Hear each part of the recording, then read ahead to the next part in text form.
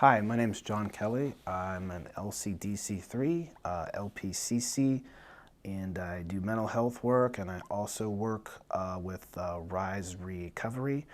I did do a specialization with substance abuse, so I'm pretty familiar with it. I have a couple years of experience working with it, and today I would like to talk about mindfulness. And I want to challenge everybody's perception of mindfulness to be something different than monks meditating in this peaceful, serene place. What mindfulness means to me is you are totally connected in the moment. Anxiety is you're afraid of the future. Depression is you're worried about the past. When you're mindful, you are totally connected in the moment. You're not worried about tomorrow. You're not depressed about yesterday. You can actually find lots of times where you have been mindful. If you've ever played a sport before, when you've been like actively playing basketball, you can find yourself, you're not really thinking about anything, you're just actively moving.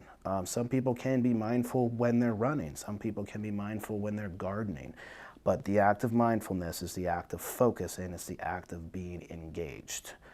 And this is one of the best tips that I think that you can do, is you can pick one thing that you want to do every single day, and you solely focus on that. It could be eating. So if you like to eat, I would put my phone down. If you have a family, you could make it a family thing, and I would just focus on the act of eating. Don't talk, don't look at your phone, don't listen to music. Just focus on your food. It could be talking with your partner or your loved one, and just simply through focusing on what they're saying, that is actually being mindful. That's called focus. Those are probably the best ways that will probably have the biggest payoffs in terms of, actually practicing it. Can you do meditations in the morning? Sure, absolutely. Can you do other types of meditation? Like I said, you could do meditations in the morning. You could work out in the morning. You could do anything that puts your mind into your activity. I do a lot of breathing, and breathing actually helps you tell your brain when you're safe. This is your brain, right?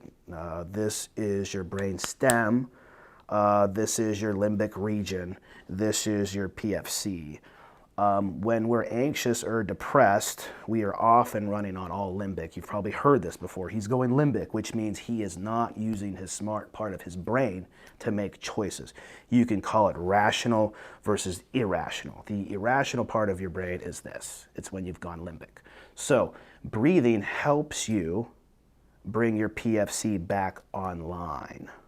So, and when your PFC is online, that's prefrontal cortex, that helps you plan things, plan your day, rational choices. That's when you are actually the most mindful. That's when you are engaged.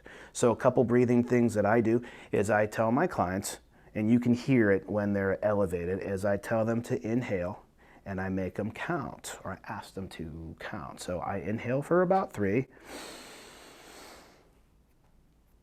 I hold for about 4.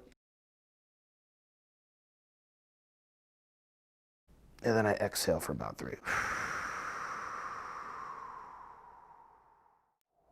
And then I have them repeat that about 3 to 4 times.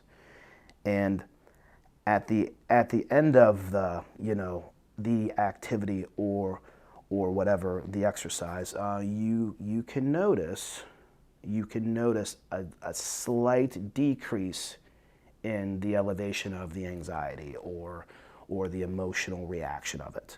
So what I tell my clients, part of being mindful is learning when to just tune your emotions down just a little bit. But more importantly, mindfulness to me is kind of like a lifestyle. And if you can practice that focused, like attention to one thing per day, it's going to have payoffs in other parts of your life. Rise Recovery would like to thank you for watching, If you guys want to use those, that's fine. If you have ideas that I haven't even thought of, you guys can leave those in the comment section below, and make sure you hit the like button. Thanks.